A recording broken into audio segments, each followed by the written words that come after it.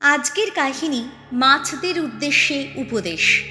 বিশ্বস্ত সেবক পাদুয়াবাসী সাধু অ্যান্টনির পবিত্র জীবনের কথা সবাই জানুক এবং তার উপদেশাবলী যে ভক্তির ও শ্রদ্ধার সঙ্গে শোনা উচিত তা সবাই বুঝুক, এই ছিল প্রভু যীশু খ্রিস্টের ইচ্ছা।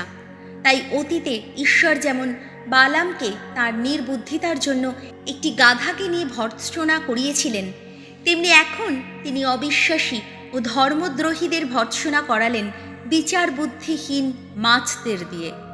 রিমিনির অধিবাসীদের মধ্যে বেশ কিছু ধর্মদ্রোহী ছিল। পাদুয়ার সাধু অ্যান্টনি যখন রিমিনি আসেন, তখন তিনি ভাবলেন যে এইসব ধর্মদ্রোহীদের আবার প্রকৃত বিশ্বাস ও সত্যের পথে ফিরিয়ে আনবেন। তিনি প্রায়ই তাদের উপদেশ দিতেন এবং খ্রিস্ট বিশ্বাস ও পবিত্র শাস্ত্র যুক্তি দিয়ে বোঝাতে চাইতেন, কিন্তু তারা তার কোনো কথাই শুনল না এবং তাদের হৃদয় পাষাণ করে তুলল। কাজেই একদিন ভগবানের প্রেরণায় সাধু অ্যান্টনি সাগরের পার বরাবর নদীর মুখে গেলেন এবং সেখানে দাঁড়িয়ে তিনি ভগবানের প্রবক্তার মতো মাছদের উদ্দেশ্যে কথা বলতে লাগলেন। তিনি বললেন, সমুদ্র ও নদীর মাছ ভাইয়েরা আমার, তোমরা ভগবানের বাণী শোনো, কারণ অবিশ্বাসী ধর্মদ্রোহীরা তা শুনতে অস্বীকার করেছে। এই কথা বলা মাত্র ছোট বড় মাঝারি নানা আকারের অসংখ্য মাছ ঝাঁকে ঝাঁকে সেখানে এসে হাজির হলো। একসঙ্গে এত মাছ আগে কেউ কখনো নদী বা সমুদ্রে দেখেনি। মাছগুলি মাথা তুলে স্থির হয়ে মনোযোগ দিয়ে তার কথা শুনতে লাগলো।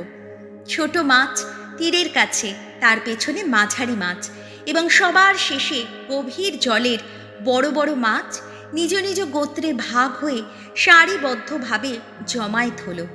সাধু অ্যান্টনি তাঁর উপদেশ শুরু করলেন, মাছ ভাইয়েরা আমার, তোমাদের স্বভাব ধর্ম অনুযায়ী ঈশ্বরকে ধন্যবাদ দেওয়া উচিত, কারণ তিনি তোমাদের এত সুন্দর থাকার জায়গা করে দিয়েছেন।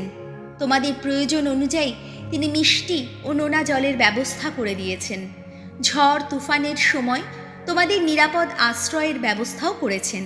তিনি যখন তোমাদের সৃষ্টি করেন, তখনই তিনি তোমাদের বংশ বৃদ্ধি করার আদেশ দিয়ে আশীর্বাদ করেছিলেন। মহাপ্লাবনে যখন পৃথিবীর সব প্রাণী ধ্বংস হয়ে যায়, তখন তিনি শুধু তোমাদেরই রক্ষা করেছিলেন। তিনি তোমাদের পাখনা দিয়েছেন, যাতে তোমরা যেখানে খুশি সাঁতরে যেতে পারো।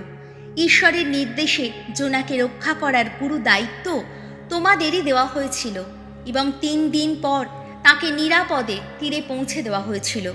নিজস্ব যীশুখ্রিস্ট যখন যাত্রী কর দিতে পারছিলেন না, তখন তো তোমরাই তাকে সাহায্য করেছিলে।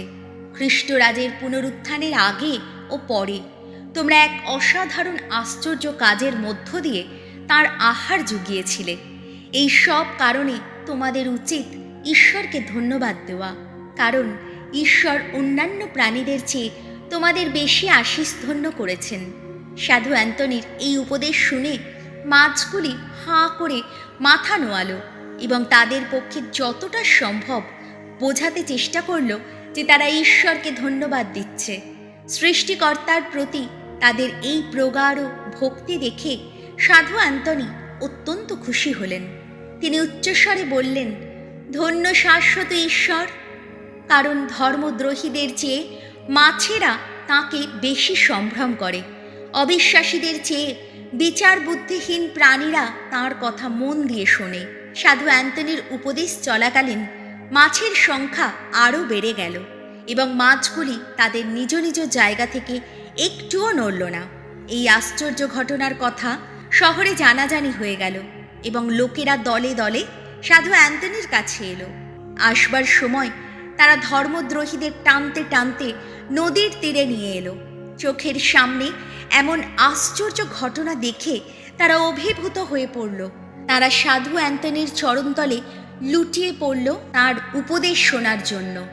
সাধু অ্যান্টনি ক্যাথলিক ধর্মবিশ্বাস এত সহজ সরল ও সুন্দরভাবে বুঝিয়ে দিলেন যে যারা ক্যাথলিক ধর্ম ত্যাগ করেছিল তারাও আবার স্বধর্মে ফিরে এলো।